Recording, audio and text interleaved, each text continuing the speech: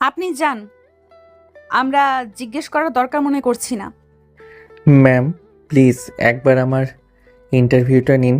যদি আমি পাশ করি তাহলে চাকরিটা দিবেন, আর না করলে দিবেন না। প্লিজ ম্যাম, আমার ইন্টারভিউটা নিন। আমার চাকরিটা অনেক দরকার। আপনি যান, আমরা জিজ্ঞেস করার দরকার মনে করছি। আপনারা কিছু বুঝতে পারছেন না, তাই তো? তাহলে একটু ফ্ল্যাশব্যাকে যেতে হবে। আচ্ছা চলুন, ফ্ল্যাশব্যাক থেকে ঘুরে আসি। বাংলাদেশের টপ 10 জন বিজনেসম্যানদের মধ্যে একজন আফজাল সাহেব। তার একমাত্র মেয়ে ইরা। ইরাদের বাহিরের দেশেও বিজনেস রয়েছে। ইরা লেখাপড়া শেষ করার পর বাংলাদেশের অফিসের দায়িত্ব ইরার উপর দিয়ে আফজাল সাহেব বিদেশেরগুলা দেখাশোনা করে। বিজনেসের অবস্থান ভালো হয়, অনেক শত্রু আছে। 1 বছর আগে ইরা বান্দরবন পাহাড়ে ঘুরতে যায়, তখন ইরাকে কারা যেন কিডন্যাপ করে একটা বস্তিতে নিয়ে আটকিয়ে রাখে। সেখান থেকে ইরা পালিয়ে কোনো রকম একটা বাসে ওঠে। দরজা খোলা থাকায় সরাসরি বাসার ভিতর ঢুকে যায়। আরে আরে, আপনি কে? বাসার ভিতরে আসলেন কি করে? প্লিজ আমাকে একটু বাঁচান, ওরা আমাকে মেরে ফেলবে। আচ্ছা আপু, আপনি শান্ত হন, আমি দেখছি। হঠাৎ করে ইরা অজ্ঞান হয়ে পড়ে যেতে নিলে ঈশান ধরে বিছানায় শুয়ে দেয় আর দরজাটা লক করে। ইরার অজ্ঞান হওয়ার কারণ হলো 2 দিন ধরে কিছু খায়নি। এইদিকে ঈশান কি করবে ভেবে পাচ্ছে না। একে তো অনেক রাত, তার উপর একটা মেয়ে মানুষ। আবিরও নাই। আবির 3 দিনের জন্য বাড়িতে গেছে। তারপর ইরার চোখে পানি ছিটা দিতেই ইরা জ্ঞান ফিরে আসে। আমার খুব ক্ষুধা পেয়েছে, কিছু খেতে দেবে? আচ্ছা আপনি শুয়ে থাকেন, আমি একটু আসছি। তারপর ঈশান বাহিরে গেল। অনেক রাত হওয়ায় দোকান প্রায় সব বন্ধ। একটা টং দোকান খোলা ছিল, সেখান থেকে একটা রুটি আর কলা নিয়ে আসে আর কিছু মেডিসিন নিয়ে আসে। দরজায় নক করতেই কি? আমি খাবার নিয়ে আসছি, দরজা খোলেন। তারপর ইরা দরজা খুলে দিল। ঈশান ভিতরে এসে দরজা সিটকেনি দিয়ে পড়ল। দেখুন আপু, এখন দোকান বন্ধ আর আমার কাছে তেমন টাকা নাই, তাই এইগুলো কষ্ট করে খেতে নিন। আচ্ছা সমস্যা নেই, এতেই হবে। তারপর ইরা খাওয়া শেষ করলো। খাওয়া শেষ করতেই ঈশান বলল, আপু আপনার তো কপাল হাত কেটে গেছে, এই মেডিসিনগুলো খেয়ে শুয়ে পড়ুন। আপনি? আমি বাহিরে আছি। না, বাহিনীরে যেতে হবে না, আপনি ভেতরে থাকুন, সমস্যা হবে না। আচ্ছা তাহলে আমি নিচে শুয়ে পড়ছি, আপনি উপরে শুয়ে পড়েন। ওরা শুয়ে পড়ল। সকাল হতেই কারা যেন দরজায় কড়া নাড়ছে। ঈশান এখনো ঘুমিয়ে আছে, তাই ইরা দরজা খুলে দিল। দরজা খুলে দিতেই কয়েকজন লোক ভিতরে আসলো। ঈশান, তোমাকে আমরা অনেক ভালো ছেলে মনে করতাম, তুমি এটা কি করলে? কাকা, আমি কি করেছি বলবেন তো? তুমি কি করেছো তুমি জানো না? এরপর মুরব্বীরা সবাই মিলে জোর করে ঈশানের সাথে ইরার বিয়ে দিয়ে দেয়। সরি, আমার জন্য তোমাকে এমন একটা পরিস্থিতিতে পড়তে হলো। আরে আপু, আপনি সরি বলছেন কেন? আর এটা একটা দুর্ঘটনা, আপনি চিন্তা করবেন না, এটা কেউ জানতে পারবে না। এরপর ওখান থেকে ইরা চলে আসে। 1 বছর পর আকাশে একটা কোম্পানিতে চাকরির জন্য ইন্টারভিউ দিতে যায়। সেটা ছিল ইরার অফিস, কিন্তু ঈশান জানতো না। অনেকজনের পর ঈশানের সিরিয়াল আসলো। আসসালামু আলাইকুম, আমি কি আসতে পারি? কাম। কথাটা বলে সামনে তাকাতেই ইরা চমকে গেল। ইরা ঈশানকে দেখে উঠে দাঁড়ালো। ঈশান ইরাকে দেখে অনেক অবাক হয়ে যায়, বাট বুঝতে না দিয়ে বলল, ম্যাম বসতে পারি? হ্যাঁ। ঈশান চেয়ার টেনে বসে ইরাকে তার ফাইলগুলো এগিয়ে দিল। ইরা ফাইলগুলো দেখে বেশ অবাক হয়ে গেল। ইরা আয়ুষের দিকে তাকিয়ে বলল, আপনি তো দেখছি অনেক ভালো স্টুডেন্ট, তাই এই চাকরিটা কেন নিতে চাচ্ছেন? ম্যাম, আমার চাকরিটা অনেক দরকার। চাকরিটা সবার দরকার, বাট কেন দরকার? আপনার তো পড়াশোনা করার কথা, আরো ইন্টার পাস করেছেন। ম্যাম, আমি গরিব মানুষ, আমার পড়াশোনা করার মতো অত টাকা পয়সা নাই। সংসার চালানোর জন্য যে কোনো একটা চাকরি আমার দরকার। আর এখানে আপনি বিশ্বস্ত একটা মানুষ খুঁজছেন, যে আপনার কাজে সাহায্য করবে, সব সময় পাশে থাকবে, তাই আমি ইন্টারভিউ দিতে এসেছি। আপনার যদি আমার ইন্টারভিউ দেখে মনে হয় আমাকে চাকরিটা দেওয়া যায় তাহলে দিবেন, আর না হইলে দিবেন না। ম্যাম, আপনি তো আমাকে তেমন কিছু জিজ্ঞেস করলেন না। এই ছিল অতীত। আসুন এখন গল্পে আসা যাক। ঈশান আর কিছু না বলে চলে গেল। এরা আরো কয়েকজনের ইন্টারভিউ নিয়ে দীর্ঘ নিঃশ্বাস ফেলে বলল, ওশান এখানে কি করছে আর এভাবে সোজা আমার অফিসে? উফ, কি করব বুঝতে পারছি না। চাকরিটা দেব নাকি না? যদি চাকরি দেই তাহলে আমার সামনে সব সময় থাকবে। ওকে দেখলে অতীতের কথা মনে পড়ে যাবে। কি যে করি! আর হুট করে যদি স্বামীর অধিকার খাটায়। এরা কথাগুলো ভাবতে লাগলো।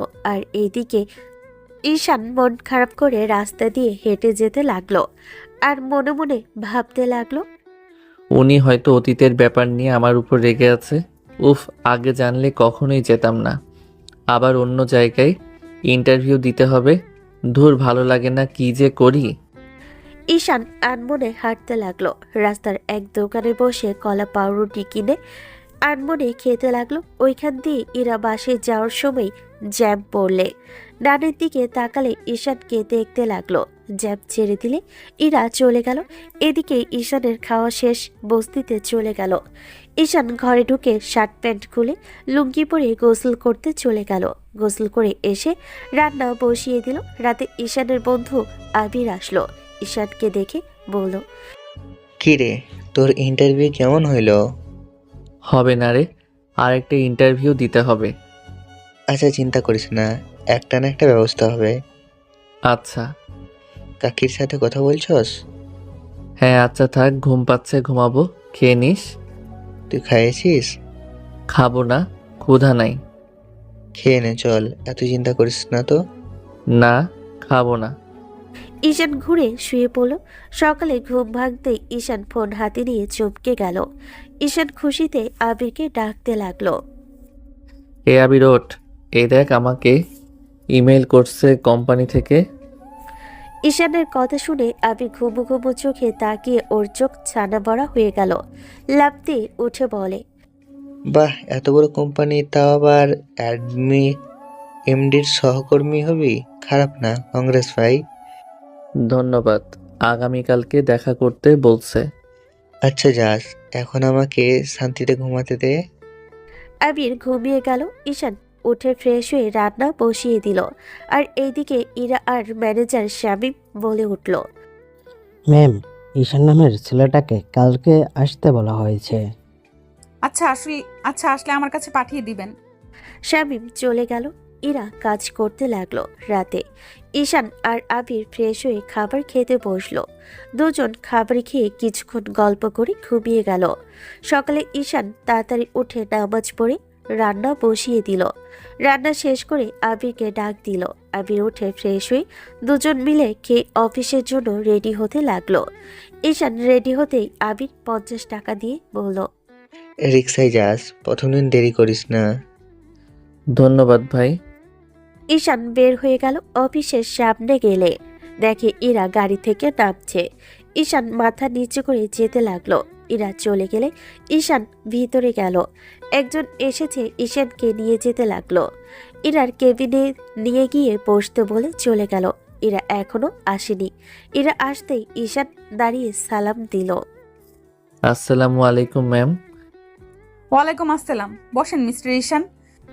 ইরার কথাই ঈশান বসলো। তারপর ইরা বলল, মিস্টার ঈশান, আপনাকে চাকরিটা করতে হলে কিছু আমার শর্ত মেনে নিতে হবে। জি ম্যাডাম, বলুন। আমি আপনার সকল শর্তে রাজি। ঈশানের কথা শেষ হতে ইরা ঈশানের সামনে একটি চুক্তিনামা রাখলো আর ঈশানকে বলল, এটা পরে রাজি থাকলে সাইন করে দিন। ঈশান দেখলো চুক্তিনামে লেখা আছে, ঈশান কোনোদিন ইরাকে বউ বলে দাবি করতে পারবে না, স্বামীর অধিকার খাটাতে পারবে না। ঈশান ভাবতে লাগলো তার চাকরিটা খুব প্রয়োজন। এমনিতেই এখনকার বাজারে চাকরি পাওয়া যায় না, তাই শর্তে রাজি হয়ে গেল। চুক্তিনামায় সাইন করতেই ইরা বলল, আপনার কাজ হলো সবসময় আমার সাথে থাকবেন, আমার সব কাজে সাহায্য করা, আমার খেয়াল রাখা। Okay madam. শামীম সাহেব, আপনার কাজ বুঝিয়ে দেবেন। এরপর ইরা ফোন করে শামীম সাহেবকে ডেকে ঈশানকে তার ডেস্ক আর কাজ বুঝিয়ে দিতে বলল। শামীম ঈশানকে নিয়ে বাহিরে আসলো। ঈশানকে তার ডেস্ক দেখিয়ে বলল, আচ্ছা ভাই, তাহলে কাজ করেন। আর কোনো সমস্যা হলে আমাকে বলবেন। ওকে। ঈশানের ডেস্কের পাশে একজন মেয়ের ডেস্ক। ঈশান কাজ করতে থাকলো। কিছু সময় পর তার পাশে ডেস্কে মেয়েটা ঈশানের কাছে আসলো। হাই, আই এম নদী। জি, আমি ঈশান। আচ্ছা, তাহলে কাজ করেন। কোনো সমস্যা হলে বলবেন, আমি এখন যাই ম্যাডাম, দেখলে আবার খবর আছে। নদী চলে গেল। ঈশান ভাবছে মেয়েটা এমন বলল কেন? তাহলে কি ম্যাম অনেক রাগী? তারপর ভাবনার জগৎ থেকে বেরিয়ে কাজ করতে থাকলো। দুপুরের দিকে ঈশানের কাজ শেষ হলো, তাই ইরার কেবিনের সামনে গিয়ে বলল, ম্যাডাম আসবো? জি, আসেন। ম্যাডাম আমাকে ফাইলগুলো দিয়েছিল, সেগুলো কমপ্লিট? ঈশানের হাত থেকে ইরা ফাইলগুলো নিয়ে দেখতে লাগলো। ফাইলগুলো দেখে ইরা বলল, ফাইল দেখার সময় মনোযোগ কোথায় থাকে? আসলে ম্যাডাম, কাজ রেখে মেয়েদের সাথে কথা বললে তো ভুল হবেই। ম্যাডাম উনি পরিচয় হতে আসছিল। আচ্ছা, এখন যান, মনোযোগ দিয়ে কাজ করেন। ঈশান ডেস্কে এসে কাজে মনোযোগ দিল। দুপুরে লাঞ্চের সময় বাইরে থেকে খাবার খেয়ে আবার কাজ করতে থাকলো। কাজ মোটামুটি ভালোই আয়ত্ত করেছে ঈশান।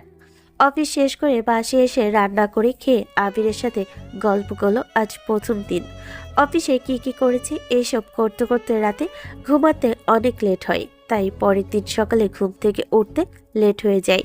দেরি করে অফিস যাওয়ায় ইরা ঈশানকে তার কেবিনে ডাকলো।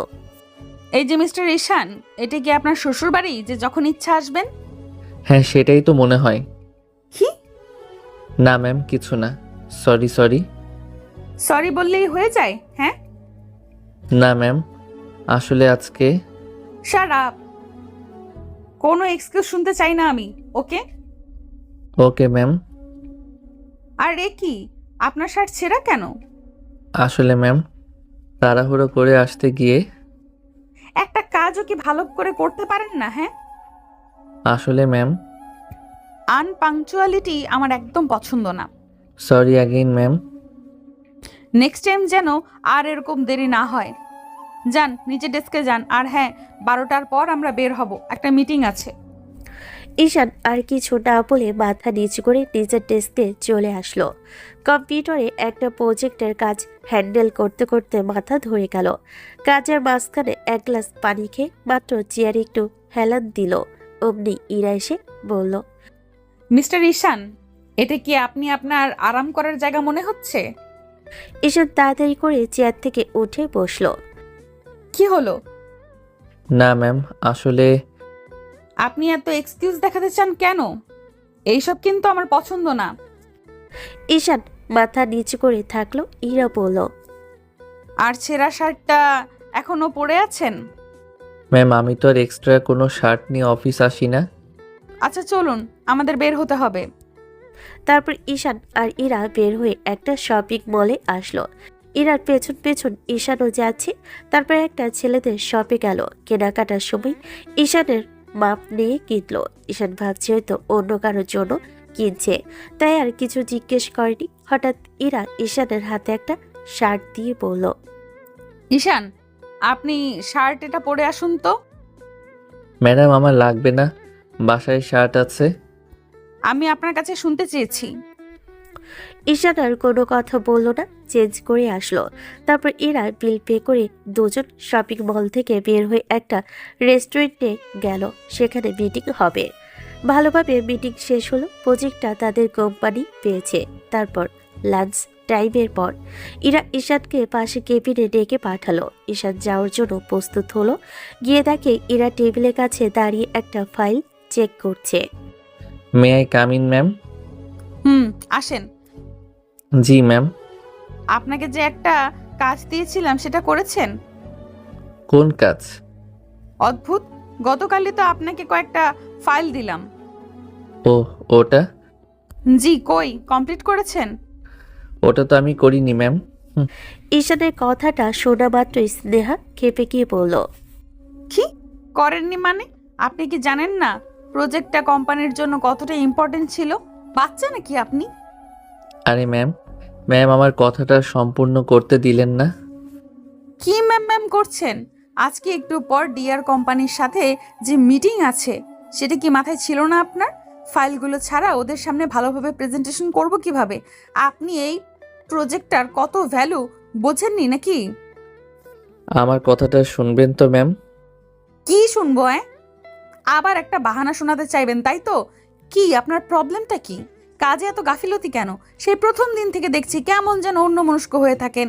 দেরি করে অফিসে আসা, ছেঁড়া শার্ট পরেই অ্যাটেন্ড করা, এই সেই অজুহাত দেওয়া, বিড়বিড় করা, আর এখন তো দেখছি কাজের কথায় খেয়াল থাকে না। এমন পরিস্থিতি কেন? এমন অবস্থা কেন? এত কেয়ারলেস কেন আপনি? ইরা তো শুধু রাগ ছেড়ে যাচ্ছে, ঈশানের কথাটা একটাবারও শুনতেই চাইছে না। এত রাগ কিসের তার উপর? চুপ না করলে হবে কি করে? না, কিছু একটা করতে হবে ঈশানকে। Ma'am please. চুপ করেন। আপনার জন্য তো ডিআর কোম্পানির সাথে ডিলটা কনফার্ম হবে না। ইরা ঈশানের কোনো কিছুই শুনতে চাইছে না দেখে ঈশান ইরার দিকে রাগে এগিয়ে গেল। I don't want to listen up. ইরার কথা শেষ হওয়ার আগেই ঈশান ওর মুখ চেপে দু ঠোঁট এক করে দিল।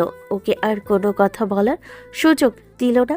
ওর একটা হাত শক্ত করে কোমরে পেছনে নিয়ে চেপে ধরল। ইরার হাতের ফাইলটা ফ্লোরে পড়ে গেছে। হাতটি ওর মুখ চেপে ধরে কিছু বলতে পারছে না, শুধু ওম ওম শব্দ করছে। রাগে ঈশানের চোখ লাল হয়েছে। কি রে বাবা, এতক্ষণ ধরে চুপ করতে বলছে, কোনো কথা কানেই নিচ্ছে না। বস হয়ে বলে কি মাথা কিনে নিয়েছে নাকি? ঈশান তো কোনোদিন স্বামীর অধিকার খাটাতে আসেনি। ঈশানের গরম নিঃশ্বাস ইরার কপালে পড়ছে। ও চোখ বড় বড় করে ভুরু কুঁচকে ঈশানের দিকে তাকিয়ে আছে। দেখুন ম্যাম, রাগ কি শুধু আপনারই আছে? একটু চুপ থাকলে কি দোষ হয় নাকি? দেখতে তো খুব মিষ্টি, কিন্তু মেজাজটা এরকম কেন? ইরা কিছু বলতে পারছে না, শুধু হাত সরানোর ইশারা করছে। জি না ম্যাম, আমার কথা শেষ না হওয়া পর্যন্ত হাতটা সরাবো না। নিজে তো আমাকে কিছু বলার সুযোগ দেন না, তাহলে আমি কেন দেব? এখন শুধু আমি বলবো আর আপনি শুনবেন। ইরা হয়তো কিছু বলতে চাইছে, তবুও আমি ওর মুখ থেকে হাত সরালাম না।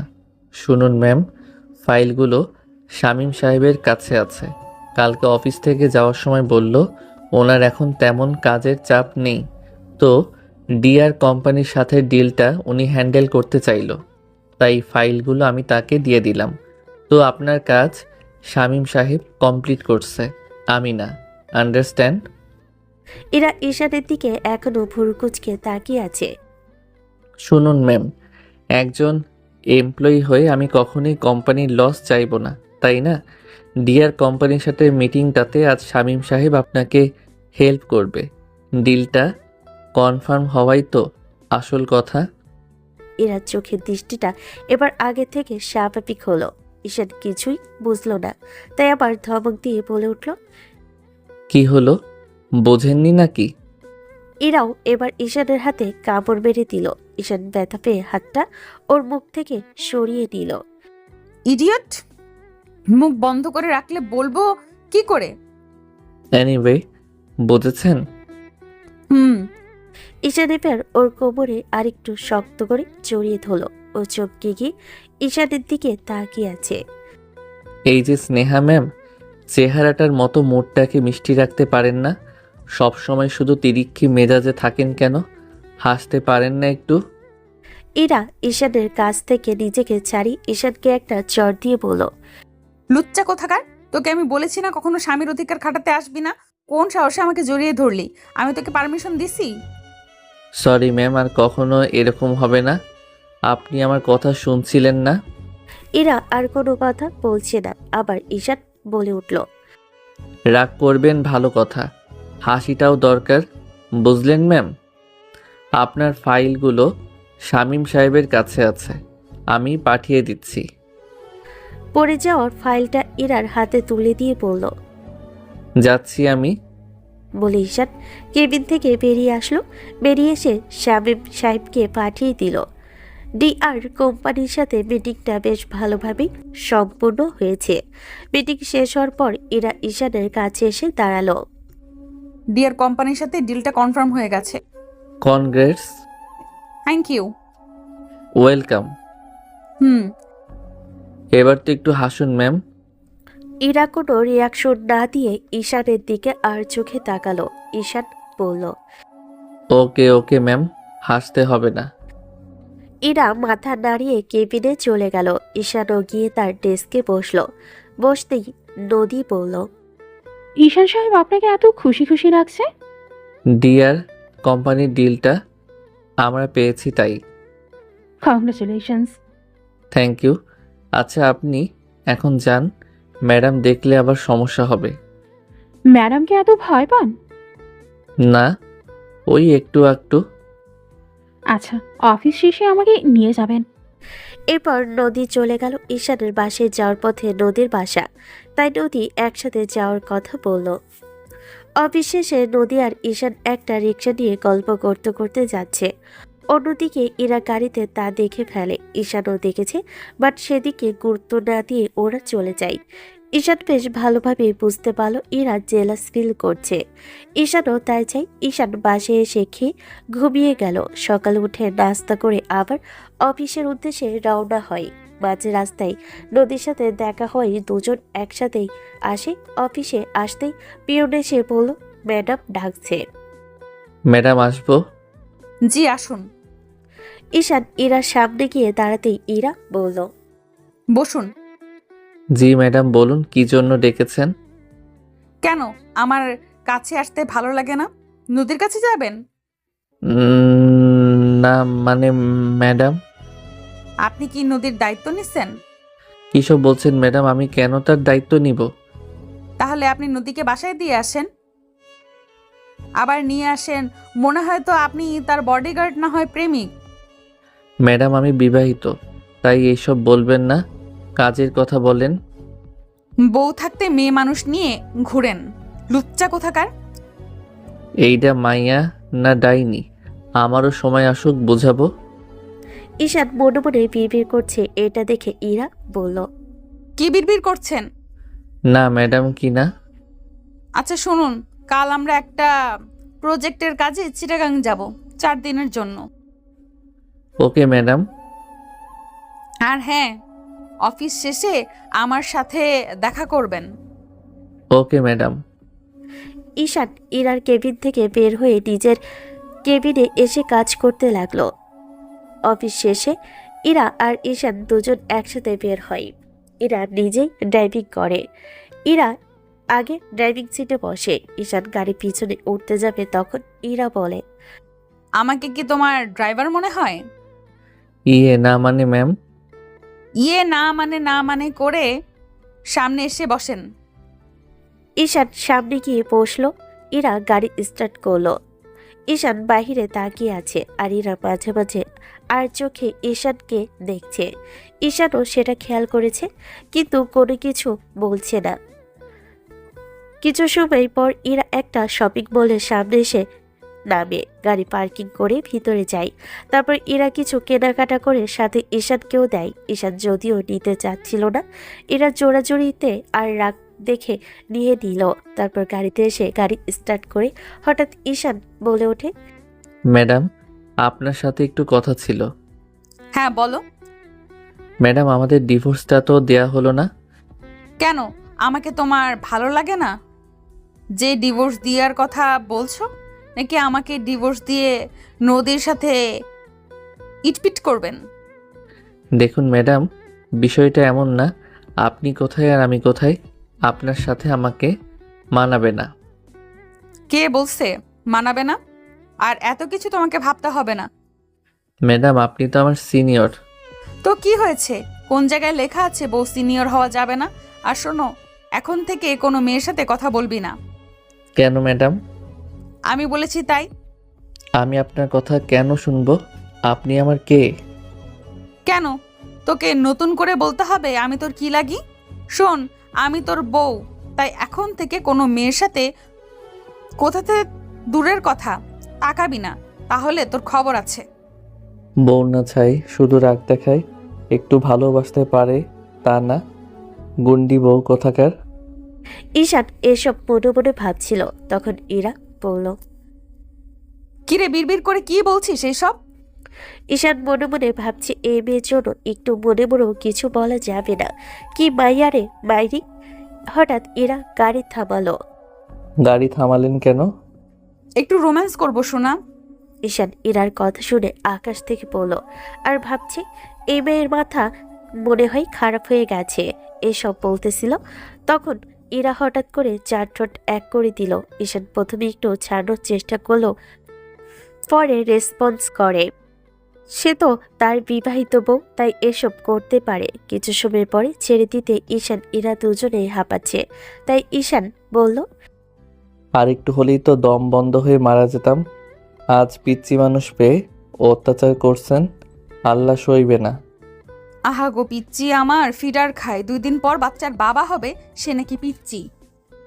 ঈশান আর কিছু বলল না। ইরা গাড়ি স্টার্ট দিল। কিছু সময় পর ইরা গাড়ি থামালো। ঈশান তাকিয়ে দেখলো তার বাসার কাছে, তাই দরজাটা খুলে বের হবে। তখন ইরা বলল। কাল তাড়াতাড়ি রেডি হয়ে সময় মতো চলে আসবে।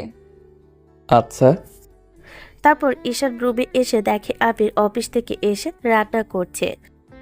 কিরে, এত কিছু কেনাকাটা করলি, কাহিনী কি? আরে অফিস থেকে দিছে, কাল অফিসের কাজে চিটাগাং যাব। আচ্ছা।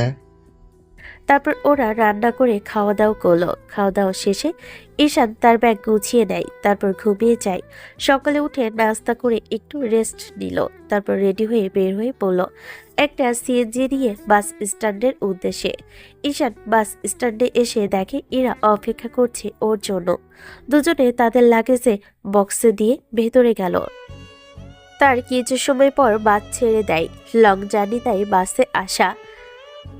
কিছু সময় পর ইরা ঈশানের কাঁধের উপর মাথা দিয়ে ঘুমিয়ে পড়ে। ঈশান ইরার ঘুমন্ত চেহারার দিকে তাকিয়ে ভাবছে, এই মেয়েটা নাকি এতটা রাগী, চেহারা দেখলে বোঝার উপায় নাই। কত মায়াবী দেখছে, একটু মিষ্টি করেও তো কথা বলতে পারে, তা সব সময় রেগে থাকে। এইসব ভাবতে ভাবতেই ঈশানও ঘুমিয়ে পড়ে। হঠাৎ করে ঈশানের ঘুম ভেঙে যেতেই তাকিয়ে দেখে ইরা ঈশানের দিকে তাকিয়ে আছে। আপনি এভাবে তাকিয়ে আছেন কেন? কেন, তাকাতে বারণ আছে নাকি? না, তা হবে কেন, তাকাতেই পারেন। শোন, আমার জিনিস আমি তাকাবো, তাতে তোর কি? তাই তো, আপনার জিনিস। আল্লাহ আমাকে মানুষ থেকে জিনিস বানিয়ে ফেলছে, কবে জানি কি থেকে কি বানায়। ইরা আর কিছু বলল না, শুধু একটা মুচকি হাসি দিল।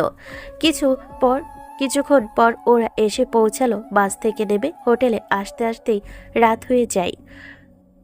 রুম আগে থেকেই বুক করা ছিল, তাই কোনো ঝামেলা নাই। ওরা আসতেই হোটেল ম্যানেজার বলল। স্যার, ম্যাডাম, এই নিন আপনাদের রুমের চাবি। যদি কোনো প্রয়োজন হয় আমাকে কল করবেন। ধন্যবাদ। তারপর ইরা আর ঈশান রুমে গেল। রুম বয় এসে লাগেজগুলো দিয়ে গেল। ঈশান জিজ্ঞেস করলো, ম্যাডাম, আমার রুম কোনটা? আমার শরীরটা ভালো লাগছে না, একটু রেস্ট নিব। কেন, এটা কি তোর রুম মনে হয় না? না, তা হবে কেন ম্যাডাম? কিন্তু কিন্তু কি? ফ্রেশ হয়ে রেস্ট নে, তুই আমার সাথেই থাকবি। আমরা তো স্বামী স্ত্রী, তাহলে সমস্যা কোথায়? আপনার মতো একটা সিনিয়র বউ থাকতেও আমার উপোস থাকতে হয়। এইসব মনে মনে বলতে লাগলো। ঈশান ওয়াশরুমে চলে যায়। ওয়াশরুম থেকে বের হলে ইরাও ফ্রেশ হয়ে এসে খাবার অর্ডার দিল। রুম বয় এসে খাবার দিয়ে গেল। খাওয়া দাওয়া শেষ করার পর ঈশান বলল, আমার খুব ঘুম পাইছে, ঘুমাবো কোথায়? কেন, বেড কি কিসের জন্য আছে? আমি বেডে ঘুমালে আপনি ঘুমাবেন কোথায়? কেন, তোমার কোলে? ম্যাডাম, আপনি মজা করছেন? না, আমি মজা করব কেন? আমরা তো লিগালি হাজব্যান্ড ওয়াইফ, তাহলে সমস্যা কোথায়? ম্যাডাম, আপনিই তো বলেছেন আমি যেন আপনার উপর বউয়ের অধিকার না ফেলাই। হ্যাঁ, আমিই বলছি, এখন তো আবার আমিই বলছি, তাহলে সমস্যা কোথায়? না, কোনো সমস্যা নাই, রাতে কিছু হইলে আমার দোষ নাই। তুই যে কি করবি তা জানা আছে। নে, এই বালিশটা মাঝখানে দিয়ে শুয়ে পড়। তারপর ঈশান মাঝখানে বালিশ রেখে শুয়ে পড়ে। ইরাও লাইট অফ করে ঈশানের পাশে গিয়ে শুয়ে পড়ে। লং জার্নি করেই অনেক ক্লান্ত, আবার কাল সকালে মিটিং আছে, তাই তাড়াতাড়ি ঘুমিয়ে পড়ে। সকালে ঈশানের বুকে ভারী কিছু অনুভব করতেই ঈশানের ঘুম ভেঙে যায়। তাকিয়ে দেখে ইরা তার বুকের ওপর শুয়ে আছে। ঈশান ইরাকে বুক থেকে সরানোর জন্য চেষ্টা করতে ইরা বলল, কি হলো, এত নড়াচড়া করো কেন? একটু ঘুমাতে দিবে না নাকি? ম্যাডাম, আপনি এই পাশে কিনেন। কিরে, দেখ না, তোমার তো মুরুদ নেই একটা বালিশ টপকানোর, তাই আমি। দেখুন ম্যাডাম, এইসব কিন্তু ঠিক না। ঠিক না ভুল আমি বুঝবো, উঠে ফ্রেশ হ, মিটিং আছে। আপনি আমার উপর থেকে না উঠলে আমি কিভাবে উঠব? ইরা ঈশানের ওপর সরতেই ঈশান উঠে ওয়াশরুমে চলে গেল। এরপর দুজন ফ্রেশ হয়ে নাস্তা করে নিল। তারপর দুজন মিটিংয়ের উদ্দেশ্যে রওনা হলো। আজ 3 দিন অনেক পরিশ্রমের পর এই কন্ট্রাক্টটা ওরা পায়। Congratulation madam. থ্যাঙ্কস। এরপর ইরা আর ঈশান হোটেলের উদ্দেশ্যে রওনা হলো।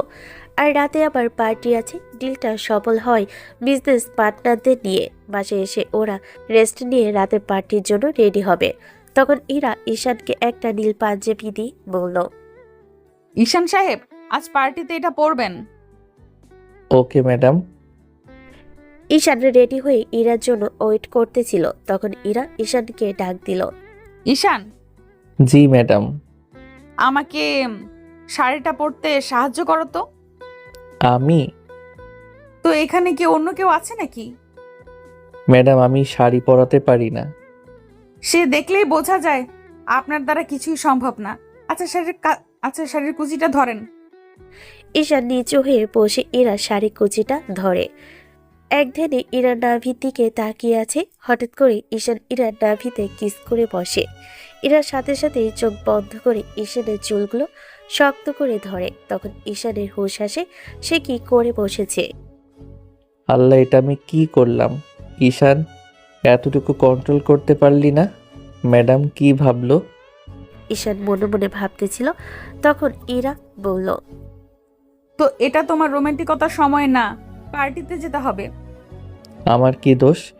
আপনার ওটা এত সুন্দর। এই জন্য রাতে বালিশ টপকাতে পারো না। এখন কুচিটা ধরো, লেট হচ্ছে। ঈশান আর ইরা রেডি হয়ে পার্টিতে চলে যায়। পার্টিতে ইরা একটু বেশি ড্রিঙ্কস করে ফেলে, তাই ঈশান সবার থেকে বিদায় নিয়ে ইরাকে নিয়ে হোটেলে চলে আসে। রুমে এসে ইরাকে বেডে শুয়ে দিলে ইরা ঈশানকে কাছে টেনে নিয়ে বলল, এখানে একটু আদর দাও না। কি বলছেন ম্যাডাম? তুই এখানে আদর দিবি কিনা বল। ম্যাডাম, এসব কি বলছেন? প্লিজ ম্যাডাম, এসব ঠিক না। আমি তোর কাছে কোনটা ভুল আর কোনটা ঠিক জানতে চেয়েছি। প্লিজ ম্যাডাম, বোঝার চেষ্টা করেন। বারবার আমাকে ম্যাডাম বলছিস কেন? আমি তোর বউ হই। তোর কাছে আদর চেয়েছি, দিবি কিনা বল। থাক, তোর দিতে হবে না, আমি নিয়ে নিচ্ছি। ইরা ঈশানের শার্ট ধরে 4 ঠোঁট এক করে দিল। ঈশান প্রথমে রেসপন্স না করলেও পরে ঈশানও সমান তালে রেসপন্স করে। ইরা ঈশানের ঠোঁট ছেড়ে আস্তে আস্তে শার্ট খুলে ফেল। ঈশানও সাই দিচ্ছে। দুজন একে অপরের মাঝে হারিয়ে যায়। সকালে ঘুম ভাঙতে দেখতে পাই ইরা তার বুকের উপর শুয়ে আছে। ঈশান ইরার মুখের দিকে তাকিয়ে ভাবতে থাকে, ম্যাডামকে ঘুমন্ত অবস্থায় দেখতে কত সুন্দর, একদম পরীর মতো লাগছে। কিন্তু অফিসে এত রাগী কেউ বলবে। হঠাৎ ভাবনার জগৎ থেকে বের হয়ে শরীরের দিকে তাকাতে খেয়াল করে দুজনের শরীরে কারোরই কাপড় নাই। ঈশান ইরাকে বুকের উপর থেকে নামানোর জন্য ধরতে ইরা বলে ওঠে, আমি তোকে জড়িয়ে ধরছি। তোর কি করো, ভালো লাগছে না? না মানে ম্যাডাম। কি না মানে করছো? নাকি অন্য কেউ আছে? থাকলে যা, সেটাই ভালো হবে। ম্যাডাম, আপনি রাতে যেটা করলেন সেটা কি ঠিক করছেন? ঠিক ভুল আমি বুঝবো। ওয়েট, আমাকে তোমার ভালো লাগে না? না ম্যাডাম, এমনটা না। আসলে আপনি কোথায় আর আমি কোথায়? আমি আপনার অফিসের একজন সাধারণ কর্মচারী। আমার সমস্যা না থাকলে তোমার সমস্যা কোথায়? ঈশান আর কোনো উত্তর খুঁজে পেল না। হঠাৎ ইরা ঈশানের ঠোঁটে কিস করে দিল। কিছু সময় পরে ছেড়ে দিল। ঈশান হা করে ইরার দিকে তাকিয়ে আছে। ইরা বলল। যাও গিয়ে ফ্রেশ হয়ে আসো। ঈশান আর ইরা ফ্রেশ হয়ে নাস্তা করে ঘোরাফেরা করে পরের দিন বাসায় চলে আসে। সেই দিন আর অফিস করেনি। পরের দিন সকালে ঈশান রেডি হয়ে অফিসে গিয়ে নিজের কাজ করতে থাকে। তখনই নদী ওর কেবিনে আসলো। আসসালামু আলাইকুম, কেমন আছেন? আলহামদুলিল্লাহ, ভালো। আপনি? ভালো। কি করেন? এই কিছু কাজ পেন্ডিং ছিল, এইগুলো করছি। ঈশান আর নদী কথা বলতেছিল, তখন ইরা প্রবেশ করে। ঈশানকে নদীর সাথে কথা বলতে দেখে ইরার আগে কটমট করতে করতে কেবিনে যায়। তারপর পিয়নকে দিয়ে নদীকে ডেকে পাঠায়। ম্যাডাম আসবো? জি আসুন। আপনার কাজ নাই? নামে ম্যাডাম। নামে নামে নামে করছেন কেন? আপনাকে কি গল্প করার জন্য রাখা হয়েছে? Sorry madam. নেক্সট টাইম যেন না দেখি। যান গিয়ে কাজ করুন। নদী মন খারাপ করে ইরার রুম থেকে বের হয়ে নিজের ডেস্কে যায়। এরপর আবার পিয়নকে দিয়ে ঈশানকে ডেকে পাঠায়। ঈশান ইরার কেবিনের সামনে গিয়ে বলল। ম্যাম, আসতে পারি? আসুন, বসুন। ঈশান ইরার কথা মতো সিটে বসলো। ইরা নিজের সিট থেকে উঠে ঈশানের সামনে এসে দাঁড়িয়ে বলল। ঈশান, আমি কি দেখতে সুন্দর না? জি ম্যাডাম, কিন্তু আপনি এইসব বলছেন কেন? আমার ভেতর কি কোনো কিছুর কমতি আছে? না ম্যাডাম, আপনি অনেক সুন্দর। আপনাকে দেখলে যে কেউ ফিদা হয়ে যাবে। তাহলে নদীর ভিতর কি এমন আছে যা আমার ভেতরে নেই? আসলে ম্যাডাম, যেমনটা ভাবছেন সেরকম কিছু। ঈশান সম্পূর্ণ কথা শেষ করার আগে ইরা ঈশানের মাথার চুলগুলো শক্ত করে ধরে চার ঠোঁট এক করে দিল। ইরা পাগলের মতো কিস করে যাচ্ছে। ঈশান প্রথমে সায়না দিল, পরে সমান তালে তাল মিলাই। কিছু সময় পর ছেড়ে দিতেই দুজন হাঁপাতে লাগলো। শোন, তোর যা লাগবে আমাকে বলবি, ভুলেও অন্য কারো কাছে যাবি না, এমনকি কথাও বলবি না, বিশেষ করে নদীর সাথে। ম্যাডাম, আপনি যেগুলো করছেন এগুলো ঠিক না। দেখুন আপনি কোথায় আর আমি কোথায়, এটা কোনোভাবে সম্ভব না। এই চিন্তা তোমাকে করতে হবে না। প্লিজ ম্যাডাম, বোঝার চেষ্টা করেন। আমি আর কিছু বুঝতে চাই না। আমি যে বলেছি সেটাই হবে, না হলে এক্ষুনি নিজেকে শেষ করে দিব। ইরা তার টেবিলে থাকা একটা ছুরি নিজের গলায় ধরে কথাটা বলল। ঈশান এটা দেখে এক প্রকার অবাক হয়ে বলল। প্লিজ ম্যাডাম, পাগলামি করবেন না। আপনি ছুরিটা নামান। আমার শর্ত মানলে আমি নামাবো, না হলে আমি নিজেকে শেষ করে ফেলবো। আমি আপনার সব শর্তে রাজি, আপনি বলুন। আজ থেকে তুমি আমার সাথে থাকবে, আমার সাথে যাওয়া আসা করবে, আপাতত এইগুলো মানলেই হবে। ঈশানও ইরাকে ভালোবাসে। ইরা দেখতে অনেক সুন্দর, যে কেউ দেখলে প্রথম দেখাই প্রেমে পড়ে যাবে। ঈশানও এর বাইরে না, কিন্তু নিজের অবস্থানের জন্য প্রকাশ করতে পারছিল না। কিন্তু আজ সে নিজে থেকে ধরা দিচ্ছে, তাই ঈশান বলল। আমি আপনার শর্তে রাজি। ইরা ছুরিটা ফেলে ঈশানকে জড়িয়ে ধরে পাগলের মতো কিস করতে থাকে। ঈশান বলল। আমার জিনিসের সাথে আমি যা খুশি করব, তাতে কার কি? ঈশান কি বলবে বুঝতে পারছে না, তাই কথা ঘোরানোর জন্য বলল। ম্যাডাম, আমি এখন যাই, অনেক কাজ পড়ে আছে। ওকে, এখন যাও তাহলে। ঈশান ইরার রুম থেকে বের হয়ে নিজের কেবিনে গিয়ে কাজ করতে থাকে। কাজ করতে করতে কখন যে লাঞ্চের সময় পার হয়ে গেছে বুঝতে পারেনি। ইরা সিসি ক্যামেরার সাহায্যে বিষয়টা লক্ষ্য করে। তারপর পিয়নকে দিয়ে ক্যান্টিন থেকে খাবার নিয়ে আসে আর পিয়নকে বলে দেয় ঈশানকে রুমে পাঠাতে। তারপর ঈশান ইরার রুমের সামনে এসে বলে। ম্যাম, আসবো? হ্যাঁ, ভেতরে আসো। জি ম্যাডাম, বলুন। সারাদিন কাজ করলে হবে, খাওয়া দাওয়া লাগবে না? আসলে ম্যাডাম, কয়েকদিন অফিসে না থাকায় অনেক কাজ জমে আছে। হ্যাঁ, বুঝতে পারছি। আসো, এখন খাবার খেয়ে নাও, বসো। ইরার কথা শুনে ঈশান চেয়ারে বসলো। ইরাও ঈশানের পাশে চেয়ারে বসে বলল। ঈশান বলল। ম্যাডাম, আপনি খেয়েছেন? না, তুমি খাও, আমি খেয়ে নিব। আসুন একসাথে খাই। আমাকে খাইয়ে। তারপর ঈশান আর ইরা একে অপরকে খাইয়ে দিল। খাওয়া শেষ হতেই ইরা বলল। ঈশান, তুমি এখন বাসায় গিয়ে তুমি তোমার যা যা প্রয়োজন নিয়ে নাও, আমি বলে দিচ্ছি। তুমি গাড়ি নিয়ে যাও, তুমি আসার পর আমি বের হব। ম্যাডাম অনেক কাজ পড়ে আছে, আজ না গেলে হয় না। তোমাকে এসব ভাবতে হবে না, এখানে কাজ করার অনেক লোক আছে। ঈশান আর কথা না বলে অফিস থেকে বের হয়ে বাসে আসলো। বাসে এসে আবিরকে ফোন দিয়ে জানে সে নতুন বাসে উঠবে। তারপর ঈশানের যা যা প্রয়োজন সব নিয়ে অফিসে যায়। তারপর ইরাও অফিস থেকে বের হয়ে দুজনেই গাড়িতে চুপচাপ বসে আছে। বেশ কিছু সময় পর বড় একটা বাড়ির সামনে এসে গাড়ি থামে। তুমি আমার সাথে আসো, তোমার জিনিসপত্র পিয়ে রুমে দিয়ে যাবে। ঈশান ইরার পিছন পিছন বাসার ভিতরে যায়। চারিদিকে তাকিয়ে দেখে অনেক বড় বাড়ি, বাট কয়েকজন কাজের লোক ছাড়া তেমন কেউ নেই। যেন শুনশান। এই শহরে কত মানুষ আছে, তাদের থাকার জায়গায় নাই, আর এদের কত বড় বাড়ি কিন্তু থাকার লোক নাই। ঈশান এসব ভাবতে থাকে। তখন ইরা ঈশানকে বলল। যাও, ওয়াশরুমে গিয়ে ফ্রেশ হয়ে আসো। ঈশান ফ্রেশ হয়ে বের হতে ইরা বলল। তুমি বসো, আমি ফ্রেশ হয়ে আসি। ইরা ওয়াশরুমে আর ঈশান বেডের উপর বসে ভাবতে লাগে। এতদিন তো সহ্য করতে পারতো না, হঠাৎ কি এমন হলো যে এত ভালো ব্যবহার এবং ভালোবাসা দেখাচ্ছে। হঠাৎ ওয়াশরুম থেকে ইরা বলল। ঈশান, ওয়াইড্রপ থেকে আমার ড্রেসগুলো দাও না, নিতে ভুলে গেছি, আমার শরীর ভেজা। ইরার কথা শুনে ঈশান লজ্জা পেল। পরে ওয়ার্ড্রপ থেকে কাপড় নিয়ে ওয়াশরুমের দরজায় নক করে বলল। ইরা দরজা খুলে ঈশানের হাত থেকে ড্রেস নিতে গিয়ে স্লিপ কেটে পড়ে যেতে নিলে ঈশানের হাত ধরে আর ঈশান নিজের ভারসাম্য সামলাতে না পেরে ওয়াশরুমের ভিতরে ইরার উপর গিয়ে পড়ে। তখন দুজনের চোখে চোখ পড়তেই কিছু সময়ের জন্য দুজনের চোখে হারিয়ে যায়। হঠাৎ ঈশানের নিজের অবস্থানের কথা মনে পড়তেই তাড়াতাড়ি করে উঠে তারপর নিচের দিকে তাকিয়ে যখন ইরাকে ওঠার জন্য সাহায্য করতে যাবে, তখন ঈশান চিৎকার দিয়ে দুহাত দিয়ে চোখ বন্ধ করে বাহিরে গিয়ে বলল। ম্যাডাম আমি কিছু দেখি নাই, বিশ্বাস করুন। আরে দেখলেই বা কি হবে, আমি তোমার স্ত্রী, আমার উপর তোমার সম্পূর্ণ হক আছে।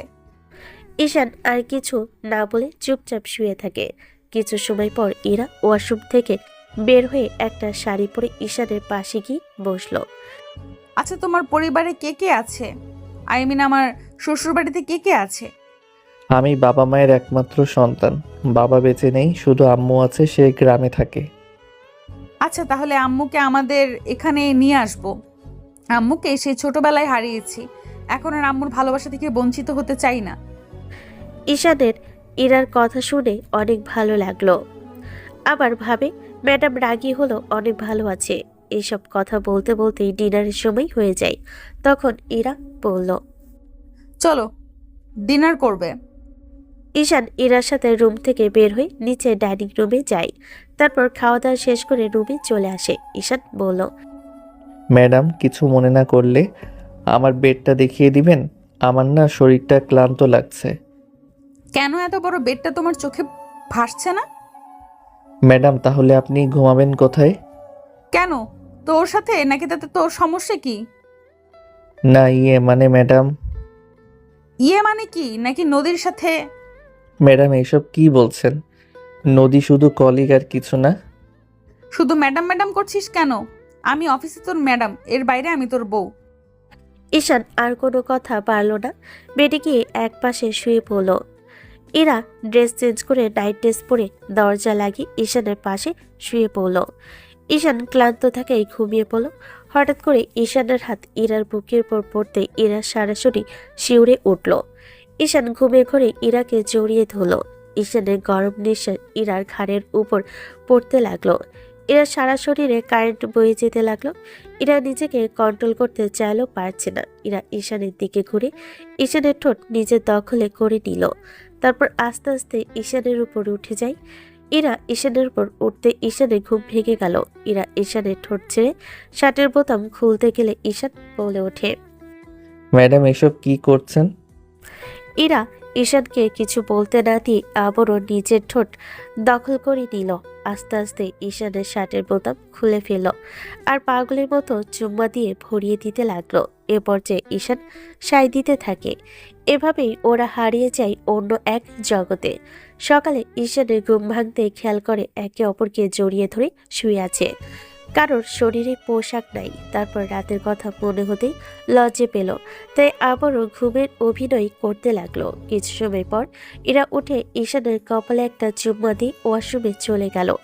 এইদিকে ঈশান মনে মনে ভাবছে, না, ম্যাডাম তো আমাকে সত্যি ভালোবাসে। তাহলে আমার ভালোবাসতে সমস্যা কোথায়? আমিও দেখিয়ে দিব ছোট মরিচের কেমন ঝাল। ঈশান এসব ভাবতেছিল। আর এইদিকে ইরা ওয়াশরুমে বের হয়ে দেখে ঈশান আনমনে কি যেন ভাবতেছে। তখন ইরা দুষ্টামি করে তার মাথায় ভেজা চুল ঈশানের মুখের উপর রাখে। আর ঈশান হকচকি উঠে তাকাতেই দেখে ইরা। কি মিস্টার, অফিস যাবে না? হুম। যাও তাড়াতাড়ি ফ্রেশ হয়ে আসো। আজ অফিসে যাব না, আজ আম্মুকে গ্রাম থেকে নিয়ে আসবো।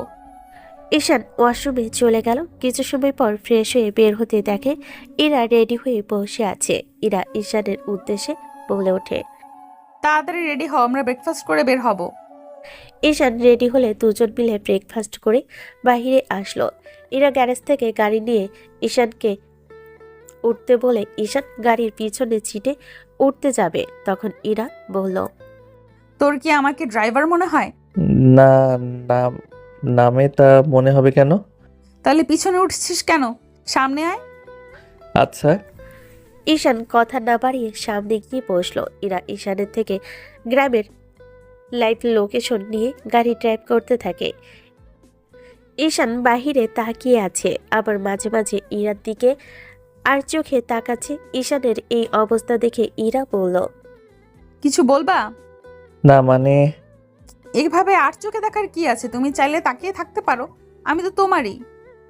আসলে আজকে আপনাকে দেখতে অনেক সুন্দর লাগছে। কেন, এর আগে সুন্দর ছিলাম না? আমি তা বলিনি। তাহলে কি বলছো? অন্য দিনের তুলনায় আজ একটু আপনাকে বেশি সুন্দর লাগছে। ইরা একটু লজ্জা পেল। এরপর প্রায় 5 ঘন্টা জার্নি করার পর গ্রামের বাড়ি এসে পৌঁছালো। বাসার দরজায় নক করতে ঈশানের মা দরজা খুলে দিল। আম্মু, কেমন আছো? ভালো। তুই কেমন আছি? আলহামদুলিল্লাহ ভালো। ইরা ঈশানের আম্মুর পা ধরে সালাম দিয়ে বলল, আসসালামু আলাইকুম আম্মু। ওয়ালাইকুম আসসালাম। তুমি কেমন আছো? আলহামদুলিল্লাহ ভালো আম্মু। ঈশানের আম্মু ঈশানের দিকে তাকিয়ে বলল, ঈশান, মেয়েটা কে? আম্মু, উনি আমার অফিসের ম্যাডাম, নাম ইরা। আম্মু, ও মিথ্যা বলছে, আমি ওর বউ। ঈশান, ও যা বলছে তা কি ঠিক? না মানে আম্মু, আম্মু, আপনার ছেলে আপনাকে ভয় পাচ্ছে, আপনি একটু শুনুন, আমি বুঝিয়ে বলছি। তারপর ইরা ঈশানের আম্মুকে সব বুঝিয়ে বলল।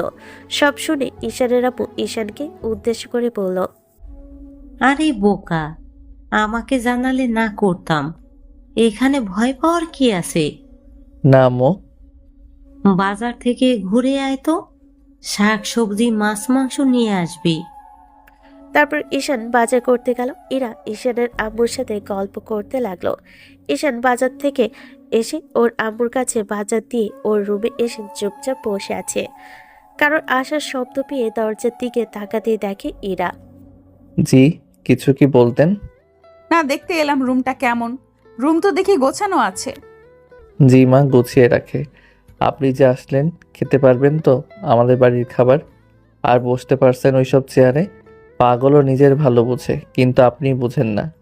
এমনভাবে তাকিয়ে থাকেন কি জন্য? না, এমনিতেই। আচ্ছা, তোমার আমাকে এসব না বললে কি পেটের খাবার হজম হয় না? আমাকে কি তোমার মানুষ মনে হয় না? মনে কেন হবে না? তবে মানুষের ভিতরে তো জাতভেদ আছে। আপনারা উঁচু লেভেলের, তাই বললাম। যা হয়েছে ভালো হয়েছে। আচ্ছা শোনো, আগামীকাল থেকে আমার বাসায় তুমি আর আম্মু থাকবা। আম্মুর সাথে কথা হয়েছে আর উনি রাজি হয়েছেন। যদিও প্রথমে রাজি হয়নি, পরে ইমোশনাল ব্ল্যাকমেল করার পর রাজি হয়েছে। সব বুঝলাম, কিন্তু একটা কথা শুনে রাখবেন। যদি আমাকে আমার মাকে কোনো কথা খোঁটা দিয়ে বলেছেন বা রেগেই বলেন, আপনি যেভাবেই বলেন না কেন, সেদিনই আপনি আমার লাইফে এবং আপনার বাসায় শেষ দিন। ওই কাগজপত্র লাগবে না, মৌখিক তালাক দিয়ে দিব। আচ্ছা, তোমার এমন কেন মনে হচ্ছে? কারণ বড় লোকরা এমনই, খোঁটা দিবেই, মানুষের জবানকে কোনো বিশ্বাস নেই। আচ্ছা, আমাকে কি তোমার মানুষ মনে হচ্ছে না অমানুষ মনে হচ্ছে? গতকাল থেকে আমাকে যে পরিমাণ বলেছো তা সব সহ্য করেছি। না উত্তর দিয়েছি না প্রতিবাদ করেছি। আমি তো চাইছি আপনি প্রতিবাদ করেন, আপনি দূরে চলে যান। আমি তো সেটাই চাচ্ছি। আবার আপনি আমার দিকে এমন করে তাকিয়ে আছেন কেন? আমি কি অন্য পুরুষের দিকে তাকিয়ে আছি? আমি আমার বরের দিকে তাকিয়ে আছি। আর তোমার সমস্যা হবার তো কথা না, তাই না? আপনার এমন চেয়ে থাকার কারণ খুঁজে পেলাম না। আমাকে এমনভাবে দেখার কি আছে? অনেক কিছুই আছে, আবার কোনো কিছুই নেই। সেটা বড় কথা নয়। কথা হচ্ছে তোমাকে পড়াশোনা করতে হবে, নিয়মিত কলেজে যেতে হবে। তুমি ডিগ্রির ফার্স্ট ইয়ার না সেকেন্ড ইয়ারে জানো? জি, সেকেন্ড ইয়ারে। যেই ভার্সিটিতে আমি পড়তাম ওইখানে অনার্স প্রথম বর্ষে ভর্তি করিয়ে দিচ্ছি। তুমি ওখানে অনার্স থেকে পড়বা, এমনভাবে তুমি তাকিয়ে আছো কেন? আমি যেই জায়গায় পড়ছি সেখানে শেষ করলে সমস্যা কোথায়? ওখানে পড়াশোনার মান খুব ভালো না। আর দুইটা কলেজের ভেতরে ভালো কোনটা? পড়াশোনার মান কোনটার ভালো? আচ্ছা, ঠিক আছে। আপনি দেখি এখন আমার অভিভাবক হয়ে গেছেন। না তো, আমি তোমাকে আমার অভিভাবক বানাতে চাই। আচ্ছা সেই কথা বাদ দাও, আগামীকাল তোমার কলেজে গিয়ে সবকিছু সার্টিফিকেট তুলে নিবা। আচ্ছা আমি সাথে থেকে সবকিছু করে নিব, ওটাই ভালো হবে। আর শোনো, যদি কোনো মেয়ে আশেপাশে ঘেঁষে তাহলে তোমার খবর আছে। তারপর সব কিছু নিয়ে পরের দিন সবাই ঢাকায় চলে আসে। ঈশানের আম্মুকে গেস্ট রুমে রেস্ট নিতে বলে ওরা রুমে গিয়ে ফ্রেশ হয়ে নিল। তারপর ইরা বলল, আম্মু কি করছে দেখি। হুম, আমিও যাব। ঈশান আর ইরা গিয়ে দেখে ঈশানের মা বাসার কাজের মেয়ের সাথে বাসা ঘুরে ঘুরে দেখছে। তখন ঈশান বলল, বাহ, ভালো তো।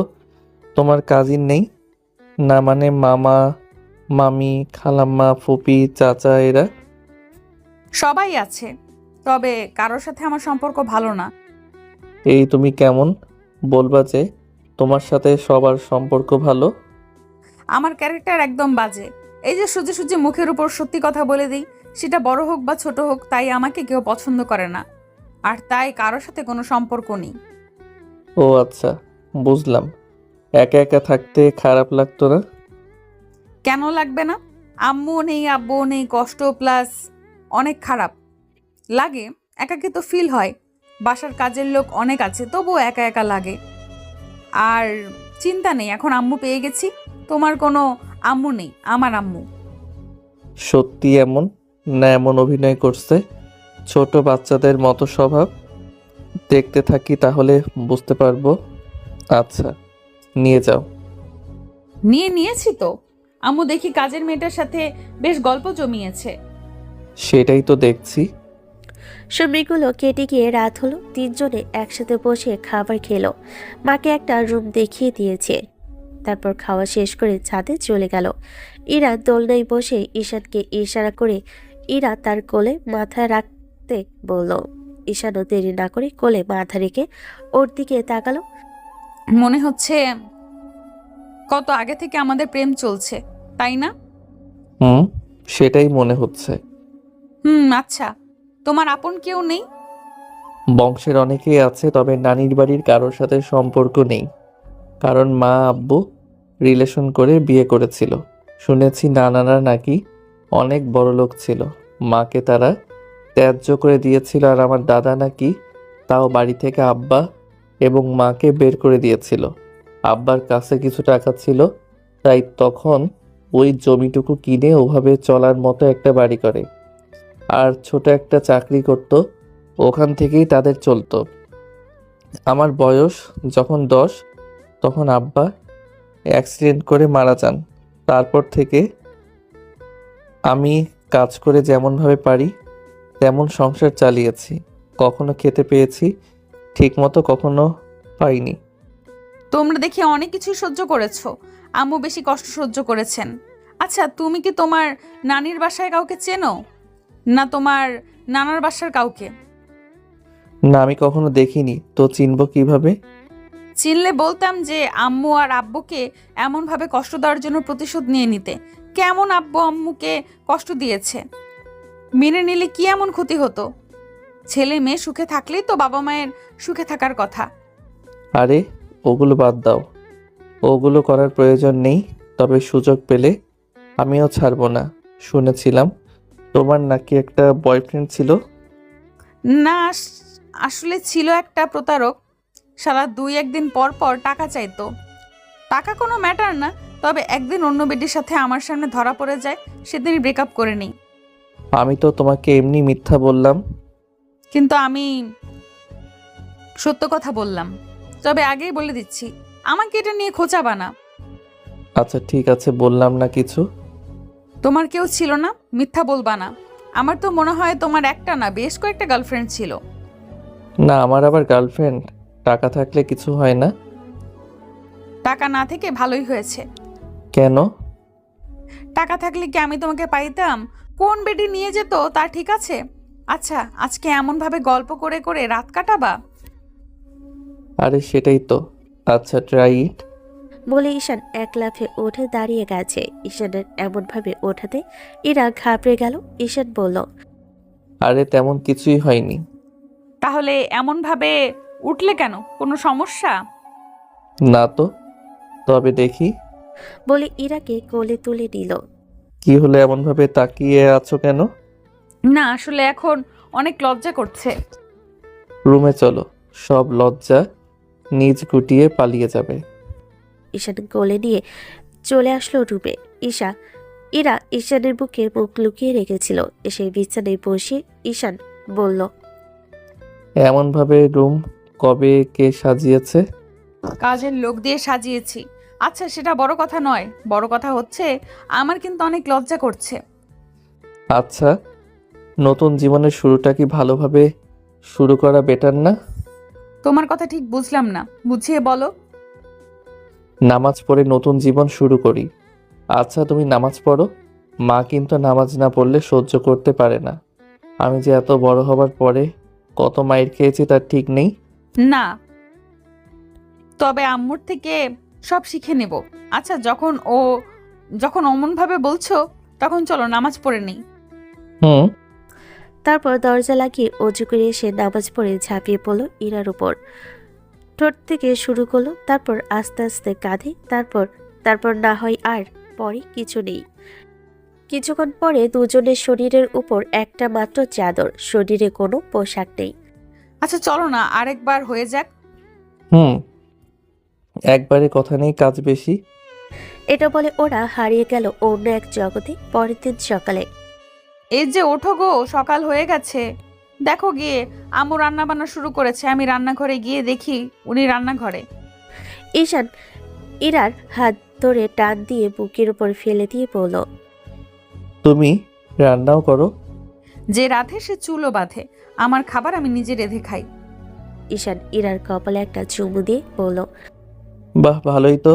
আমি ভাবলাম হয়তো এগুলো তোমার কাজের লোকজন করে। আমি আমার নিজের কাজগুলো নিজে করি। এখন ছেড়ে উঠে ফ্রেশ হয়ে নাও। ছাড়ো ছাড়ো। ছেড়ে দেওয়ার জন্য কি এমনভাবে ধরেছি নাকি? আচ্ছা আসো, আরেক রাউন্ড গেম খেলি। আগে জি না, এখন কোনো কিছুই হবে না। ছাড়ো আমাকে। আরে ছাড়ো না। ঈশান একটু টেনে ঠোঁটের সাথে ঠোঁট মিলিয়ে কিস করতে লাগলো। একটু পরে ছেড়ে দিতেই ছি, বাসি মুখে কিস করলা। ছাড়ো বলছি, ছাড়ো। ঈশান আরো শক্ত করে টেনে উপরে শুয়ে বলল, আমি তো ছাড়ছি না। দরজা খোলা আছে। কাজের লোক এইদিকে কেউ আসবে না, কিন্তু আম্মু তো ডাকতে আসতে পারে। ছাড়ো বলছি, ছাড়ো। আরে ছাড়ো না, রাতে এত দুষ্টুমি করেও এখন আবার শুরু করেছে। ঈশান ইরার কথায় পাত্তা না দিয়ে ঠোঁটে একটা চুমু দিয়ে বলল, মা রান্নাঘরে আছে, আসবে না? যদি চলে আসে? আরে ধুর, ওঠো না তুমি। আচ্ছা ঠিক আছে, ছেড়ে দিলাম। বলে আবারও ঠোঁটে ঠোঁট লাগিয়ে কিস করতে শুরু করলো। একটু পরে ছেড়ে দিয়ে বলল, যাও, এবার আমিও উঠে ফ্রেশ হয়ে নেই। বলে ঈশান ওয়াশরুমে এসে ফ্রেশ হয়ে বাইরে আসলো। মা টেবিলে গিয়ে দেখে মা সব খাবার রেডি করে রেখেছে। তারপর সবাই মিলে একসাথে খেয়ে নিল। আম্মু, আমি আর আপনার ছেলে একটু কলেজের দিকে যাব। আপনার কিছু প্রয়োজন হলে কাজের লোককে বলবেন। আচ্ছা ঠিক আছে। আর তোমরা কলেজে কি জন্য যাবা? আপনার ছেলের কি পড়াশোনা শেষ হয়েছে? কম করে হলেও গ্র্যাজুয়েট সম্পূর্ণ করতে হবে। আমি যেখানে পড়াশোনা করি সেখানে ভর্তি করিয়ে তারপর আসবো। আচ্ছা, সাবধানে যাও। আম্মু, খাবারগুলো অনেক মজা হয়েছে। তারপর ঈশান আর ইরা খাওয়া শেষ করে রেডি হতে গেল। দরজা লাগিয়ে ইরা গিয়ে তার পোশাক বের করলো। পোশাক নিয়ে ড্রেসিং টেবিলের সামনে এসে দাঁড়ালো। ঈশান দেখে ইরা গাউন খুলছে, তখন ঈশান বলল, এই তুমি কি আমার সামনে সবকিছু খুলবে? সমস্যা কোথায়? তুই তো নাকি? অন্য কেউ তো আর এখানে নেই। রাতে সব কিছু দেখে এখন ঢং করো কেন? চোখ বন্ধ না করে শুধু দেখতে থাকো। আমার বউ তো দেখি অনেক রোমান্টিক। বউ এমন রোমান্টিক থাকলে কি আর চাই। আচ্ছা আমি দেখছি। পোশাক খুলে ছায়া ঢং পরে শাড়ি পরতে বলো। নাও, আমাকে শাড়ি পরাতে সাহায্য করো। ওকে। ঈশান উঠে গিয়ে হাঁটু গেড়ে বসে নাভিতে একটা চুমু দিল। ইরা একটু কেঁপে উঠল। এসব কি হচ্ছে? এখন একদম কোনো দুষ্টুমি হবে না। আচ্ছা দাও। তারপর ঈশান শাড়ি কুচি ধরতে ইরা শাড়ি পরতে লাগলো। ঈশান মাঝে মাঝে ওর পেটে স্পর্শ করতে থাকে আর ইরা হাত সরিয়ে দিতে থাকে। শাড়ি পরা শেষ হতেই ঈশান কুচি ধরে উঠে শাড়ি কুচি গুজে দিয়ে কাছে টেনে কোমর ধরে নিজের শরীরের সাথে চেপে ঠোঁটে একটা চুমু দিল। ইরা ঈশানের মুখের দিকে তাকিয়ে আছে। এটা দেখে ঈশান বলল, কি হলে এমন ভাবে দেখো কেন? তুমি তো দেখি আমার থেকে বেশি রোমান্টিক। ওই একটু একটু মন চাইছে এমন ভাবে জড়িয়ে ধরে রাখি। আমার বউটাকে অনেক সুন্দর লাগছে তো। আমার কিন্তু লজ্জা করে। স্কার্ফ আছে না? নীল একটা স্কার্ট বা হিজাব হলে আমার বউটাকে আরো সুন্দর লাগতো। নীলপরি মনে হতো। না, আসলে আমার কাছে কোনো স্কার্ফ বা হিজাব কিছুই নেই। কিনে নিতে হবে। চুল থেকে কি সুন্দর ঘ্রাণ আসছে, পাগল করে দিচ্ছে। ইচ্ছে করছে এমনভাবে জড়িয়ে ধরে থাকি। হয়েছে, আর বেশি প্রেম দেখাতে হবে না, এখন চলো। ওকে চলো। আগে মার্কেটে গিয়ে হিজাব নিয়ে পরে তারপর কলেজের দিকে যাওয়া হবে। আগে যে দেখেছে। এখন থেকে শুধু আমার বউকে আমি দেখব, অন্য কেউ দেখতে পাবে না। বোরখা পরতে হবে। শাড়ি গাউন আর সব বাসায় যখন তখন পরবার, বাইরে গেলে শুধু বোরখা। আমি শুধু আমার বউকে দেখব। আচ্ছা তাই? আচ্ছা ঠিক আছে জনাব, আপনার কথা মতো এই কাজ হবে। এখন চলুন তো। তারপর ঈশান আর ইরা ওর আম্মুকে বলে চলে আসে। ড্রাইভার ড্যাডি ইরাই গাড়ি ড্রাইভ করছে। একটু পরে মার্কেটে চলে এসে একটা হিজাব নিয়ে পরে নিল। এই এখন অনেক সুন্দর লাগছে, এবার যাওয়া যাক। তারপর কিছু সময় পর ভার্সিটিতে চলে আসলো। কত স্বপ্ন সবার এখানে পড়াশোনা করার। দুজনে একসাথে হেঁটে আসতে লাগলো। তখনই কয়েকটা মেয়ে এলো। কি রে ইরা, এটা তোর কাজিন নাকি? দেখতে কত কিউট। সিঙ্গেল আছে নাকি? না, বিবাহিত। কি বলিস, বিবাহিত? দেখে তো পিচ্চি মনে হচ্ছে। আরে বল না, এটা কে তোর? ক্রাশ খেয়েছি। তাহলে বাস খেয়ে নে, এটা আমার হাজবেন্ড। মজা করিস আমাদের সাথে? তুই বিয়ে করলি, আমরা কেউ জানলাম না। আরে সত্যি বল না, এটা কে তোর? সত্যি, আসলে একটু সমস্যার কারণে জানানো হয়নি। তুই বিয়ে করে নিয়েছিস সত্যি? আর বিয়ে করলি তো করলি, তোর থেকে ছোট কে? তো সমস্যা কোথায়? আবার এই পিচ্চিকে দেখে নাকি ক্রাশ খেলি, তারপর আরো কত কি, আরো ছোট বলে কি পারে না নাকি? কোথায় কোনো সমস্যা হলো না তো? কত সুন্দরভাবে ফার্স্ট নাইট কাটিয়ে দিলাম। আচ্ছা তোমরা কথা বলো, আমি এখান থেকে যাই। তোর পিচ্চি বোরকে এমনভাবে লজ্জা দিলি যে চলে যেতে চাইছে। আচ্ছা, এমনভাবে বিয়ে করলি কেন? কিছু সমস্যার জন্য এমনভাবে বিয়ে করা। তবে সবাইকে ইনভাইট করে জানিয়ে দিব, সমস্যা নেই। ও আচ্ছা। আচ্ছা, আমরা প্রিন্সিপালের রুম থেকে আসছি। বাচ্চা মানুষ তো, পড়াশোনা করেনি, তাই ভর্তি করিয়ে দেই। যা যা তোর দু। রিমি পুরো কথা শেষ করার আগেই ইরা বলল, চলো চলো, এদের কাছে থাকলে লজ্জা ছাড়ার কিছুই পাবা না। ইরার হাত ধরে টানতে টানতে নিয়ে যেতে লাগলো। সব কটা হাসাহাসি করছে। এদের সাথে থাকলে লজ্জা ছাড়ার কিছুই পাওয়া যাবে না। খুব বুঝতে পারছি। তারপর ওরা প্রিন্সিপালের সাথে কথা বলে কাজ শেষ করে চলে আসলো। প্রিন্সিপাল বলল আগামী কাল থেকে নাকি ক্লাস করতে পারবে। তারপর আবার ইরার বান্ধবীদের কাছে গেল। চলে যাবি? একটু মার্কেটে যাব, তারপর ওখান থেকে অফিসে যেতে হবে। আচ্ছা, আমাদের দুলাভাইকে রেখে যা, একটু আদর যত্ন খেয়ে যাবে। চুপ, আমার পিচ্চি কিউট বরের দিকে একদম নজর দিবি না, দিলে তোদের সব কয়টার খবর আছে। আর মাইশা, নজর রাখা তোর দায়িত্ব থাকলো। আহা, এমন করছিস কেন? তোর বয়ফ্রেন্ড নিয়ে বলতাম তখন তো এমন মাইন্ড করতি না। তখন কত কি বলেছিস, আর এখন দিতেই চাচ্ছিস না কেন? থাক তোরা, আমরা যাই, এই চলো। আর এইগুলোর থেকে সব সময় দূরে দূরে থাকবা, একটাও ভালো না। আহা, বরের প্রতি কি ভালোবাসা! অনেক বর বলে কথা, ভালো তো বাসবই। এই চলো চলো, অনেক কাজ। কথাটা বলেই হাত ধরে হাঁটতে লাগলো। এটা দেখে ঈশানের মনে হচ্ছে সে ছোট্ট একটা বাচ্চা, কিছু বুঝে না, কিছু জানে না, কিছু চেনে না। তারপর মার্কেটে গিয়ে কিছু পোশাক নিয়ে বাসায় চলে আসে। ঈশানকে বাসে রেখে ইরা অফিসে চলে যায়। ঈশানের শুয়ে বসে দিন কেটে গেল। দুপুরে ইরাকে ফোন দিল, কয়েকবার রিং হওয়ার পর রিসিভ করলো। এই তো বসে আছি, এখন লাঞ্চ করব। ও আচ্ছা, ধুর, ভালো লাগছে না। তাই আগামীকাল থেকে তুমিও ভার্সিটিতে যাওয়া আসা শুরু করবা। হয় টিভি দেখো আর না হয় ফোন, তাহলে তো সময় কোন দিক দিয়ে চলে যাবে বুঝতেই পারবে না। আচ্ছা, তোমার বা আম্মুর খাওয়া হয়েছে? আম্মুর হাতের রান্নাটা মিস হয়ে গেল। এসে খেয়ে গেলেই তো পারো। যেতে আসতে অনেকটা সময় লেগে যায়। আচ্ছা, তোমার কাছে তো ভালো ফোন নেই, তাই না? টাকা আছে কিন্তু নেওয়া হয়ে ওঠেনি। আমি ভেবেছিলাম একরকম আর হয়ে গেছে আরেক রকম, তাই ফোন কিনিনি। ও আচ্ছা, তোমার কি ফোন পছন্দ, মানে কোন ব্র্যান্ডের? বাটন একটা ফোন ইউজ করি। এত ব্র্যান্ড জেনে আমার কি হবে? ওই একটা কম দামের ভিতরে হলেই হয়ে যাবে আমার। বিকেলে গিয়ে ভাবছি কিনে নিয়ে আসবো। থাক, কোথাও যাওয়া লাগবে না, আমি ফোন নিয়ে চলে আসব। আর শোনো না, miss you. I need you. তাই, আই নিড ইউর বেবি। এত হর্নি হয়ে লাভ নেই। তুমি গিয়ে এখন লাঞ্চ করো, আমিও যাই, মায়ের হাতে খাবার খাই। ওকে ঠিক আছে, আমি রাতে আম্মুর থেকে খাইয়ে নিব, সমস্যা নেই। আচ্ছা বাই, খেয়ে নাও। Okay bye. ইরা ফোন কেটে দিল। ঈশান ফোন রেখে বাইরে এসে ঈশান আর মা খাবার খেয়ে রুমে এসে ঘুম দিল।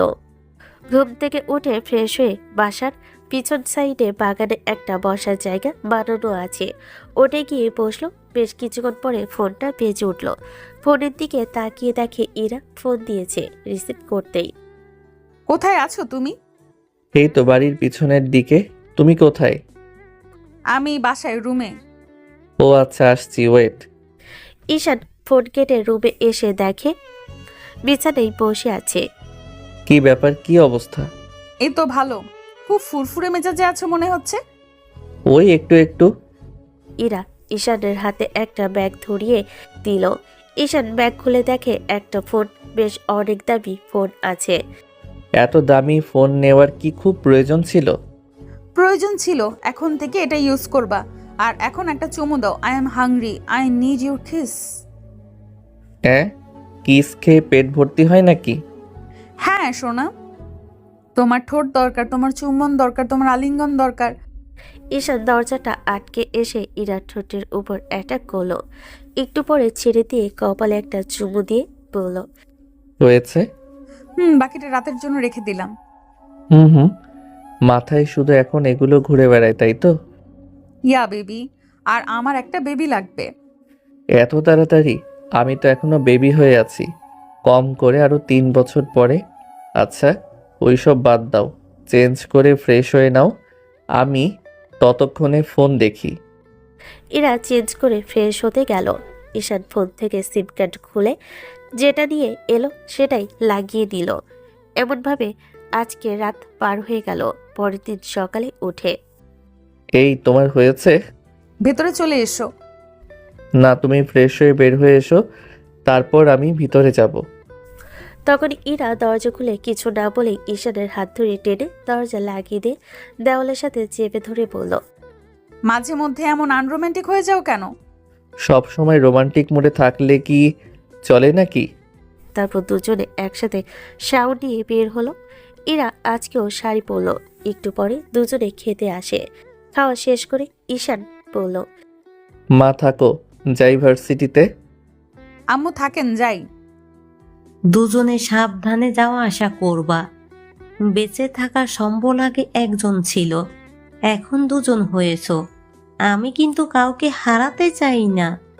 দুজনেই সাবধানে যাওয়া আসা করবা, ওকে? ইরা গিয়ে মাকে জড়িয়ে ধরলো, চোখে পানি চিকচিক করছে। পাগল মেয়ে, কান্না করো কেন? খুশিতে আম্মু, আমি এগুলো মিস করেছি। আমি কখনো বুঝি না আব্বু আম্মু কি, নিজের মন মতো চলেছি। এখন আমার অনেক আফসোস হয়, কষ্ট হয়। এখন আর করতে হবে না, আর কষ্ট পেতে হবে না। আমি তো আছি, তাই না? যদিও আমি আছি, কিন্তু আপন মা হবার মতো হতে পারবো না। তবে আমার যতটুকু শক্তি আছে সেটা দিয়েই দুজনকে আগলে রাখবো, ভালোবাসবো, আদর যত্ন করব। আর ভুল করলে নিজের মেয়ের মতো করে কিন্তু শাসন করতে হবে। আচ্ছা ঠিক আছে, এবার কান্না থামো। অনেক কান্না করলা। দুজনে সাবধানে যাও, ওকে? আল্লাহ হাফেজ। আল্লাহ হাফেজ। মা ইরার গালে একটা চুমু দিল। ঈশান গিয়ে গাল এগিয়ে দিতেই আস্তে করে একটা থাপ্পড় দিয়ে বলল, যা সর, আর এখন ভার্সিটিতে যা। যাচ্ছি। এখন অন্যজনকে পেয়ে তো আমাকে ভুলে যাবাই। আচ্ছা থাকো, আল্লাহ হাফেজ। এই চলো। তারপর দুজনে চলে আসে। ঈশান গাড়ি থেকে নামতে যাবে, তখন ইরা ইশারা দিয়ে গাল দেখিয়ে দিচ্ছে। ঈশান এগিয়ে দুগালে আর কপালে চুমু দিয়ে বলল, এবার হয়েছে। খুব। আর ভুলেও মেয়েদের সাথে কথা বলবে না। আচ্ছা যাও। ঈশান গাড়ি থেকে নেমে গেল, ইরা চলে গেল। ঈশান ভার্সিটির ভিতরে একটা ভাব নিয়ে প্রবেশ করলো। তারপর ক্লাস করে বাসায় চলে আসলো। অফিসের কাজ থেকে ইরাজ একটু লেট করে বাসায় আসলো।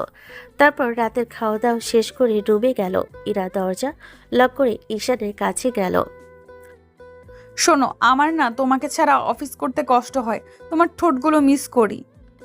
এই এত কয়েক বছর, তারপর সব সময় একসাথে থাকবো। আমার এখন আদর লাগবে, আদর দাও। কথাটা বলার সাথে সাথে ঈশান ইরার উপর ঝাঁপিয়ে পড়ল আর পাগলের মতো কিস করতে লাগলো। ইরাও কম কিসে। তারপর আবার কি, ওরা বিবাহিত, ওরা যা মন চাই করুক, আমাদের তাতে কি? আল্লাহ হাফেজ।